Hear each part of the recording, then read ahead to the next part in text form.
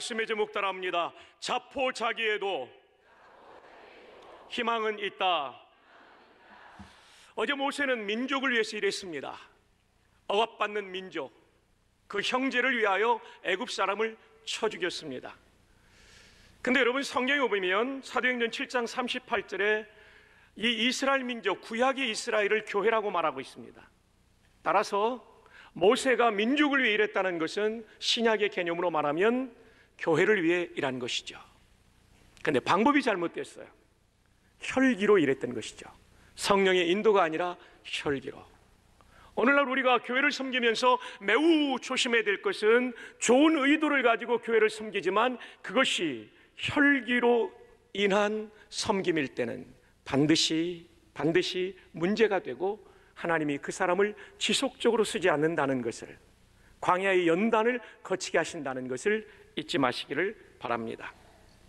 자, 이튿날 이제는 동족끼리 싸울 때 모세가 말리니까 그 한 사람이 말합니다. 너 어제 애굽 사람 죽이더니 오늘 나 죽일 거냐?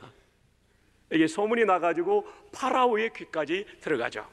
자, 출애굽기 2장 15절 함께 전반절만 하이라이트 된 부분까지만 있습니다. 시작. 바로가 이 일을 듣고 모세를 죽이고자 하여 찾는지라. 이 파라오는 누굴까요? 여러분, 모세를 입양한 공주 이름이 뭐라고 그랬죠? 핫셉수트입니다.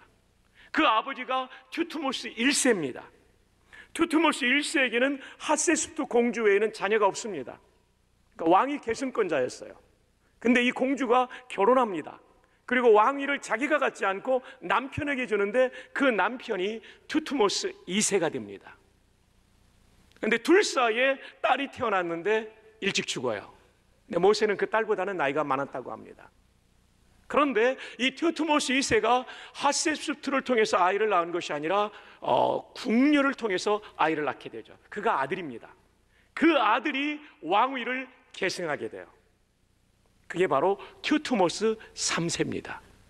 궁중에 두 아들이 자라납니다. 하나는 튜트모스 2세가 궁녀를 통하여 낳은 아들과 그리고 핫셉수트 공주가 입양한 아들인 모세가 자라나요. 이 둘은 라이벌 관계죠.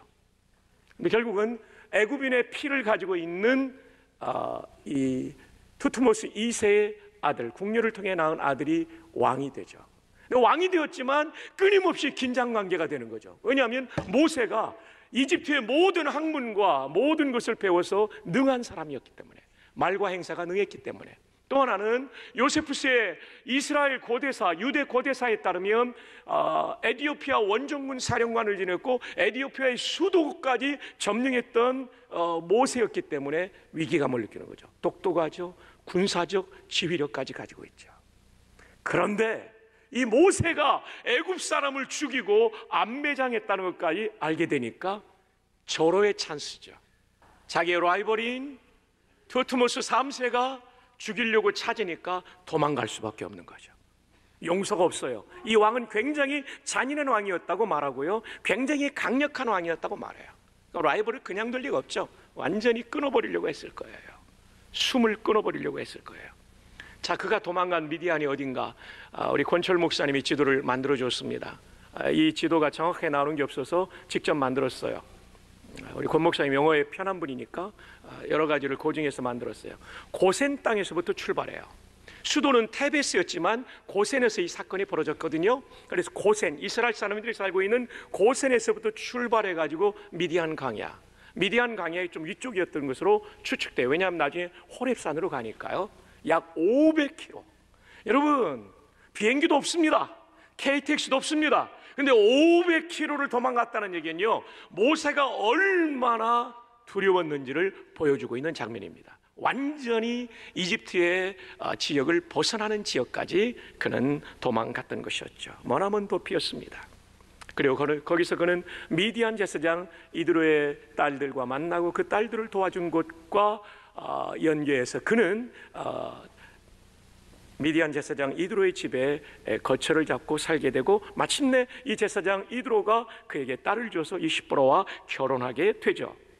그런데 여러분, 미디안에서의 모세의 삶은 어땠을까요? 그 삶을 알아볼 수 있는 단초들을 여러분에게 한 두 가지를 제시하려고 합니다. 먼저 출애굽기 2장 22절, 십보라의 관계에서 아들이 처음으로 태어나게 됩니다. 함께 읽어볼까요? 시작. 그가 아들을 낳음에 모세가 그의 이름을 뭐라고 했다고요? 게르솜이라 하여 이르되 내가 타국에서 뭐가 되었습니다? 나그네가 되었습니다. 이 나그네가 되었다는 말이 영어 성경에는 체류자가 되었다, 소저너가 되었다라고 되어 있습니다. 여러분, 나그네는 두 가지가 있습니다. 그냥 어떤 목표 없이 하루하루를 거기에 거주하고 있는 체류자, 또 하나는 하나님이 주신 인생의 목표를 향하여 달려가고 걸어가고 있는 순례자, 필그림이 있어요. 소저너와 필그림이 있어요. 그런데 모세는 어떤 마음으로 이집트에서 도망와서 미디안에서 살았냐면 그는 그냥 체류자로 살았던 거예요. 하나님이 주신 사명을 붙잡고 목표를 향하여 달려가는 순례자가 아니라 그는 체류자로 살았어요. 여러분, 제가 가나안 땅에서 어떤 마음으로 살았는가를 체류자와 순례자라는 단어를, 히브리어 단어를 가지고 제가 설명하고 있어요. 본문에 나오는 게르솜이라는 이름을 지을 때 나그네라는 단어는 깨르라는 단어가 쓰였어요. 깨르, 이게 체류자라는 뜻이에요. 근데 또 다른 단어가 있는데 대표적으로 시편 119편 54절이면 마구르라는 단어가 있어요. 또는 마고르라고도 발음하기도 하는데 이 점에 따라 달라요. 모음에 마구르 또는 마고르인데 이 단어는 순례자, 물론 체류자라고 쓸 때도 있지만 순례자라고 쓸 때가 있어요. 대표적으로 시편 119편 54절이죠. 내가 나그네된 집에서, 다윗의 고백이죠. 주의 율례들이, 성경 말씀이 나의 뭐가 되었다고요? 노래가 되었다. 성경 말씀이 나의 노래가 된 삶이 순례자의 삶이죠. 다윗은 지금 순례자의 삶을 노래하고 있는데 모세는 지금 아들을 낳고 이름을 지을 때 어떤 이름을 지었냐면 체류자라는 이름을, 그런 의미에서의 나그네라는 이름을 붙이고 있는 거예요. 그러니까 여러분, 광야 생활 동안 모세는 어떤 마음으로 살았냐면 인생을 포기한 거죠. 목표가 없는 거죠. 하나님이 내게 주신 사명도 없는 거죠. 그는 그저 하루 한 날을 살아가고 있는 체류자에 불과한, 목표도 목적도 없이 방향도 없이 하루하루를 살아가고 있던 모세를 보여주고 있죠. 화려했던 애굽의 궁정을 떠났습니다. 민족을 위해서 일해보겠다고 했지만 그것도 물거품이 되고 말았습니다. 이제는 살인자가 되어서 바로의 칼끝을 피해서 도망가고 있는 그야말로 하루하루의 목숨을 연명해야 되는 체류자로 살고 있었다는 것이죠. 한마디로 말하면 그의 인생은 자포자기였습니다. 자, 이 모세에게 이제 운명적인 만남이 시작됩니다. 다시 한번 출애굽기 3장 1절을 읽습니다. 시작. 모세가 그의 장인 이드로의 양떼를 치더니 그떼를 광야 서쪽으로 인도하여 하나님의 산 호렙에 이르매. 왜 갔는지는 안 나와요. 근데 왠지 하나님이 그의 마음을 이끌었을 것이라고 저는 믿습니다. 그 다음에 3장 2절, 여호와의 사자가, 여러분 여호와의 사자를 밑줄 치셔야 돼요. 떨기나무 가운데로부터 나오는 불꽃 안에서 그에게 나타나시니라. 그가 보니 떨기나무에 불이 붙었으나 그 떨기나무가 사라지지 아니하는지라. 여기서 하나님과의 인격적인 만남이 이루어집니다. 여러분, 인격적이라는 만남이라는 것은 하나님이 말씀하시고 내가 말하면서 하나님을 만나는 것을 인격적인 만남이에요. 모세는 직접 만났지만 우리는 성경을 통해서 만나고 기도를 통해서 만나요. 왜냐하면 모세의 시대는 하나님이 직접 만나주시는 데오파니 시대예요. 파니가 얼굴이에요. 데오가 하나님이에요. 하나님이 얼굴로 만나주시는 시대고, 우리 시대는 데오로고, 로고는 말씀이에요. 로고스, 말씀. 데오, 하나님이 말씀으로 만나주시는 시대. 오늘 이 아침에 우리가 하나님의 말씀과 우리의 기도 가운데 하나님을 만나기를 바랍니다. 말씀을 풀어주는 이 성경을 풀어주는 강론을 통하여 하나님을 만나기를 바랍니다. 말틴 루터가 말씀에는 세 가지가 있다고 했습니다. 첫 번째 기록된 말씀, 두 번째 선포된 말씀, 세 번째 보이는 말씀. 첫 번째 기록된 말씀은 성경입니다. written word입니다. 그리고 선포된 말씀, spoken word는 설교 강론입니다. 세 번째 보이는 말씀, seen word는 성찬이에요. 오늘 우리 이 선포된 말씀을 통하여서도 하나님을 만나기를 주님의 이름으로 축복합니다. 자, 모세는 대면에서 만나죠. 자, 여기서 중요한 것은 여호와의 사자가 누구인가 하는 것입니다. 영어 성경에 보면 The angel of the Lord, 여호와를 구약의 Lord라고 표현합니다. 히브리 말로는 말라크가 천사예요. 야훼가 여호와라는 단어죠. 말라크 야훼. 자, 우리 청소년들과 청년들, 여기서 말하는 사자는 짐승의 왕 사자를 말하는 게 아닙니다. 라이언이 아닙니다. 여기서 말하는 사자는 천사입니다. 엔젤. 이 사자라고 할 때 이 사자는 그 보낼 사자의 놈잡자예요. 보냄받은 놈, 심부름꾼을 말하죠. 천사는 하나님의 심부름꾼이죠. 근데 여호와의 사자, 이 하나님의 천사라고 부르지만 사실은 이 본문의 여호와의 사자는 하나님 자신이셨습니다. 그래서 이것을 신약에서 굉장히 중요하게 사용되는 신현현 천사라고 부릅니다. 한번 따라해 봅시다. 신현현 천사. 자, 이 글자를 하나씩 풀어드립니다. 신, 하나님이. 그 다음 현자는요, 나타날 현자로도 새기지만 명백할 현자입니다. 하나님이 명백하게, 그 다음 나타날 현자, 나타나셨다. 천사라는 이름으로. 다시 한번요. 하나님이, 한번 따라해 봅시다. 하나님이 명백하게 나타나셨다. 천사라는 이름으로. 출애굽기 3장 2절에 여호와의 사자, 이것도 신현현 천사입니다. 영어로 말하면 Theophanic Angel입니다. 자, 한번 비교해 보겠습니다. 출애굽기 3장 2절과 4절을 비교해 보면 신현현 천사가 무엇인지 명료하게 나타납니다. 여러분, 이것은 스마트폰으로 찍어도 좋겠습니다. 3장 2절, 여호와의 사자가 떨기나무 가운데로부터 나오는 불꽃 안에서 그에게 나타나시니라. 모세에게. 그 다음 3장 4절 봅니다. 여호와께서 그가 보려고 돌이켜 오는 것을 보신지라 하나님이 어느 나무 가운데서, 앞에는 여호와의 사자가 떨기나무 불꽃 가운데서 라고 말씀해 주셨죠. 그래서 바로 2절에 나오는 여호와의 사자가 4절에 여호와라고 설명되고 있어요. 왜냐하면 그분이 천사라는 이름으로 나타나신 하나님이시기 때문에. 이것이 신현현 천사입니다. 그래서 신현현 천사는 여호와의 사자라고 말하지만 그분이 하나님이라는 것을 여러분이 잊지 마십시오. 순교자 저스틴 같은 초대 교부들은 여호와의 사자를 그리스도의 현현, 크리스토판이라고 불렀어요. 또 성육신 이전에 그리스도의 현현, the pre-incarnate Christ라고 말해주고 있어요. 그렇습니다. 성육신하기 이전에 제2위 하나님이신 성자 하나님이신 예수님이 이 땅에 나타나셨어요. 그분이 바로 여호와의 사자라고 불려지는 하나님 자신이신 것이죠. 그런데 놀랍게도 신약에는 신현현 천사가 안 나타나요. 왜 그럴까요? 그분이 이미 성육신 하셨기 때문입니다. 그래서 신약에 여호와의 사자에 대한 언급이 없는 것은 메시아 자신이 바로 그분이기 때문이라고 말해주고 있는 것입니다. 자, 이제 모세가 오늘 본문에서 만난 분이 여호와의 사자인데 그분이 하나님이세요. 그리고 그분이 성육신 이전에 그리스도이십니다. 그 하나님이 모세에게 나타나신 겁니다.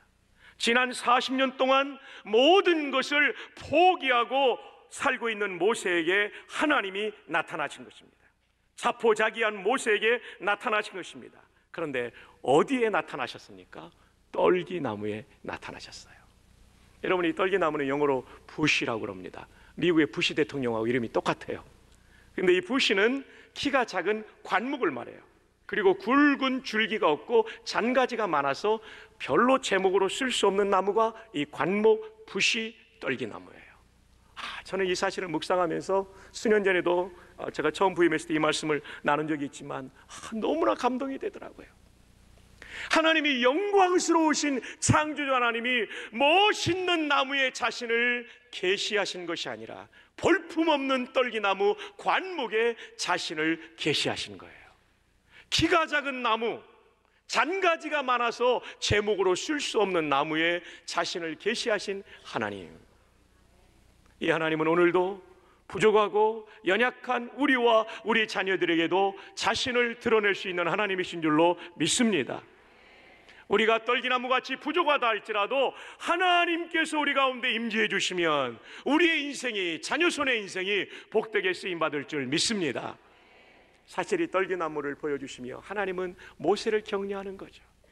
과거에 너는 대단한 사람이었지만 지나간 40년 동안 미디안 광야에서 자포자기하며 살아온 네가 이 떨기나무 모습과 같지 않냐? 그러나 절대로 낙심하지 마라. 내가 이 떨기나무에 나를 계시한 것처럼 너같이 부족한 떨기나무 인생도 내가 얼마든지 쓸 수 있다. 이 메시지를 주고 계시는 것이죠. 크리모너가 되는 것이죠. 자, 하나님께서 떨기나무 같은 인생도 쓰시는데, 근데 중요한 게 있어요. 그런데 하나님께서 모세에게 요구하시는 것이 있어요. 자포자기를 하나님의 임재, 떨기나무 같은 인생이 하나님의 임재를 통해서 이 자포자기를 극복했는데, 그런 사람에게 요구하는 것이 있어요. 자, 5절을 함께 읽어봅시다. 시작. 하나님이 이르시되 내 발에서 뭐를 벗으라고요? 신을 벗으라. 거대 근동에서 신을 벗은 사람은 종입니다. 그러니까 하나님께서 지금 요구하고 있는 신을 벗으라는 얘기는, 모세야, 너 이제부터 내 종 되라. 내 종 되라. 네가 주인 되면 안 된다. 40년 전에 네가 애굽 사람을 쳐 죽일 때 목적은 좋았지만 수단은 잘못됐어. 혈기를 가지고 사람을 죽이는 건 내 방법 아니야. 그 얘기하고 계시는 거예요. 내가 너를 쓰고 싶은데 신발을 벗어야 된다. 내가 말하면 순종하는 종이 돼야 된다. 이 얘기를 지금 하고 계시는 거예요. 하나님이 쓰신 다윗의 생애를 보십시오. 그는 정말 종이었어요. 바세바 사건, 인구조사 사건 잘못됐죠. 2번 하나님 앞에 종이 아니라 자기가 주인 되었어요. 그러나 깨닫고 나서는 바로 회개하는 종의 자세로 돌아간 거예요. 그러니까 하나님이 역사를 평가할 때 다윗같이 사는 왕은 좋은 왕이라고 말하잖아요. 그는 종이었어요. 왕이지만 종이었어요. 저와 여러분의 생애 속에 하나님의 임재가 계속되고, 어느 날 한번 반짝 5년 10년 쓰는 것이 아니라 일평생 쓰임받는 하나님의 사람이 되는 특징이 있습니다. 그건 종이에요. 내가 주인 되면 끝나버려요. 박성규 목사, 내가 주인 되면 끝나버려요. 여러분이 여러분의 인생의 주인 되고 왕이 되면 끝나버려요. 사랑하는 청소년 여러분, 잘 들으시기를 바랍니다. 여러분이 주인 되면 끝나버려요. 여러분이 어려서부터 하나님을 왕으로 모신 삶을 살 수 있기를 바랍니다. 아멘이 왜 이렇게 작아? 이 중요한 얘기 하는데. 하나님을 왕으로 모시기를 바랍니다. 저도요, 청소년 때는 하나님 왕이라는 성경 말씀 찬송하다 보면 거부감이 있었어요. 근데 성경을 알고 보니까 이게 가장 중요한 거예요. 그분이 진짜 왕이시고요, 그 왕권을 높이며 순종하는 사람은요, 무제한적으로 쓰시는 거예요. 한번 따라합시다. 나는 종이다. 옆에 사람 축복합니다. 니도 종이다. 다윗을 보십시다. 시편 104편 1절에 왕이신 나의 하나님. 왕이 하나님을 왕이라고 부르고 있어요. 다윗 왕이 하나님을 왕이라고 그래요. 내가 주를 높이고 하나님이 내 주인이라고 말해요. 영원히 주의 이름을 송축하리이다. 여러분, 송축이라는 단어는 설명이 필요합니다. 히브리 말로 바라크라는 단어예요. 영어로 번역될 때 bless로 많이 번역되는데, 먼저 바라크의 뜻은 1번이 무릎 꿇다예요. 2번이 뭐냐면 기도하다예요. 3번이 뭐냐면 무릎 꿇고 순종하고 기도하는 사람에게 복 준다는 뜻이에요. 그래서 비로소 블레스의 뜻이 나오죠. 이 복 준다는 얘기는 하나님이 사람을 복 준다는 거예요. 두 번째로는 찬송하다예요. 사람이 하나님께 블레스한다는 것은 미천한 인생이, 유한한 인생이 어떻게 무한한 하시님을 복 줄 수 있어요. 이건 찬송하다는 뜻이에요. 그러니까 지금 다윗이 영원히 주의 이름을 송축한다는 얘기는 내가 하나님을 찬송하는데, 어떤 찬송이에요? 무릎 꿇어 드리는 찬송, 최고의 찬송이죠. 나를 종의 위치에 놓고 하나님을 주인의 왕의 위치에 놓고 찬송하는 것. 그 다음 5번째, 인간이 인간에게 블레스한다고 할 때는 축복하다는 말이에요. 그래서 영어를 여러분 잘 구분하세요. 하나님은 우리에게 축복해 주는 분이 아니에요. 축자는 빌축자이기 때문에 하나님이 우리에게 기도해 주는 분이 아니라 하나님은 복을 주시는 거예요. 기도는 인간이 하나님께 하는 거예요. 그래서 사람이 다른 사람을 블레스할 때는 축복이지만, 하나님이 우리에게 주는 것은 복 그 자체입니다. 아멘. 기도할 때 우리 이 용어를 잘 쓰도록 합시다. 축복하여 주십시오 하면 운율이 좀 쉬워요. 그래서 여러분, 저는 항상 기도할 때 하나님의 복을 주십시오, 운율을 맞춰서 정확하게 쓰는 게 중요하죠. 자, 그런데 다윗은 하나님을 찬송할 때 왕이신 하나님께 어떻게 찬양하냐면 할랄이라는 단어를 쓰지 않아요. 일반적인 프레이즈라는 영어 단어로 되는 찬송하다가 히브리 말로 할랄인데 그걸 쓰지 않아요. 뭐를 씁니까? 송축을 써요. 송축. 이 바라크는 무릎 꿇어 찬송한다는 거죠. 그러니까 이분이 예배를 드릴 때도 얼마나 하나님 앞에 종의 자세에서 예배를 드렸는지를 알 수 있는 단어가 송축하다예요. 저는 이 단어 하나만 봐도요, 다윗의 심정을 읽을 수 있어요. 사랑하는 여러분이요, 오늘 드리는 예배도 종의 자세로 드리기를 바랍니다. 왕이신 하나님, 주인이신 하나님, 말씀만 하옵소서. 종이 순종하겠나이다. 이게 바라크, 송축이에요. 얼마나 좋은지. 회복된 모세, 자포자기를 하나님의 임재로 극복한 모세에게 1번으로 요구한 게 신발 보스라는 것이었다는 거 꼭 잊지 마십시다. 이게 안 되면 아무것도 안 돼요. 이게 안 되면 아무것도 안 돼요. 자, 이제 마지막으로, 자포자기를 하나님의 임재로 이긴 사람이 계속 쓰임받기 위해서 필요한 것이 있습니다. 자, 이제 한 5분 안에 마칩니다. 출애굽기 3장 5절 다 함께 읽습니다. 시작. 하나님이 이르시되 이리로 가까이 오지 말라. 내가 선 곳은 어떤 땅이니? 거룩한 땅이니. 거룩한. 계속해서 하나님의 임재를 경험하기 위해서는 거룩을 추구해야 됩니다. 디모데후서 2장 20절로 21절, 큰 집에는 큰 그릇과 은그릇뿐 아니라 나무 그릇과 질그릇도 있어 귀하게 쓰는 것도 있고 천하게 쓰는 것도 있나니 그러므로 누구든지 이런 것에서 따라합시다. 자기를 깨끗하게 하면 귀히 쓰는 그릇이 되어 거룩하고 주인의 쓰심에 합당하며 모든 선한 일에 준비함이 되리라. 깨끗해야 돼요. 깨끗해야 돼요. 조금 더러워졌다면 빨리 회개하고 깨끗해야 돼요. 성자는 어떤 사람이냐면 남들보다 빨리 회개하는 거예요. 회개 빨리빨리 하면 깊은 죄에 안 빠져요. 빨리빨리 회개하는 게 중요해요. 자, 여기서 깨끗해야 되는 것이 문맥에서는 어떤 내용입니까? 디모데후서 2장 22절 다 함께 읽습니다. 시작. 또한 너는 청년의 정욕을 피하고 주를 깨끗한 마음으로 부르는 자들과 함께 의와 믿음과 사랑과 화평을 따라라. 두 가지예요. 피할 것이 있어요. 청년의 정욕, 성적 유혹이에요. 유튜브, 스마트폰 조심해야 돼요. 저도 스마트폰을 보면서 이렇게 검색하다 보면 한 페이지 넘어가면 낯뜨거운 장면이 와요. 청소년 여러분, 여러분은 스마트폰을 볼 때 정보만 사용합니까? 문자만 보냅니까? 카톡만 보내니까? 아니면 이상한 만화도 봅니까? 이상한 동영상도 봅니까? 그거 끊어버리셔야 돼요. 굉장히 끈질긴 유혹이고요, 여러분의 머릿속에 여러분에게 잔상을 남기는 거예요. 여러분의 마음을 마귀가 음란으로 지배하는 거예요. 이번 특세를 통하여 여러분 스마트폰을 통해서 잘못된 것을 보는 것을 끊어버리기를 바랍니다. 이것은 청소년들뿐만 아니죠, 우리 중장년의 사람들도 얼마든지 유혹받을 수 있어요. 마귀의 공격으로부터, 음란의 공격으로부터 자기를 지키기를 주님의 이름으로 축복합니다. 피하고 피해야 돼요. 요셉처럼 피해야 돼요. 그 다음 따르라. 주를 깨끗한 마음으로 부르는 자들과 함께. 친구 잘 사귀어야 돼요. 잘못된 친구 사귀면 그 사람하고 통화되기가 쉬워요. 사랑하는 청소년 여러분, 여러분의 친구를 가려 사귀십시오. 차별하는 얘기가 아니라 여러분을 오염시키는 사람으로부터 떨어지십시오. 그리고 의와 믿음과 사랑과 화평을 따르시기를 바랍니다. 오늘 우리가 기도해야 될 거 있어요. 그건 뭐냐면, 하나님 우리 자녀들을 음란으로부터 보호하여 주옵소서. 이 시대가 얼마나 세속정신이 음란한 문화인지 몰라요. 여기에 오염돼 버리면 거룩이 사라져요. 거룩이 사라지면 그걸로 끝나는 게 아니에요. 마음이 악한 마귀가 점령을 해버리니까요, 하나님의 뜻을 추구할 수 있는 종이 될 수 없는 거예요.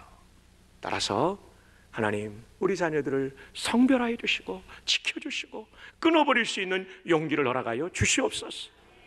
이것을 기도할 수 있기를 바랍니다. 이제 말씀을 맺습니다. 오늘은 자포자기한 모세에게 찾아오신 하나님의 스토리를 전해드렸습니다. 어떻게 이길 수 있습니까? 하나님의 임재밖에 없어요. 하나님 만나는 것밖에 없어요.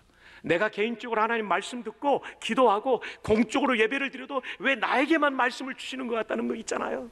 지난주일도 어제 산부 예배 마치고 나가는데 장로님 한 분이, 목사님 오늘 말씀은 제 인생 얘기 같았어요. 70이 훌쩍 넘은 장로님이 그 얘기를 하는데 제 마음이 감동이 되더라고요. 수많은 사람이 산부 예배에 앉아 있었는데 하나님이 그분에게 말씀하신 거죠. 이렇게 하나님 우리 자녀들을 만나 주시옵소서.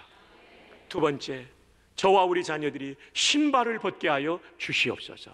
종으로 살게. 마지막 세 번째로 하나님 거룩을 추구하게 하옵소서.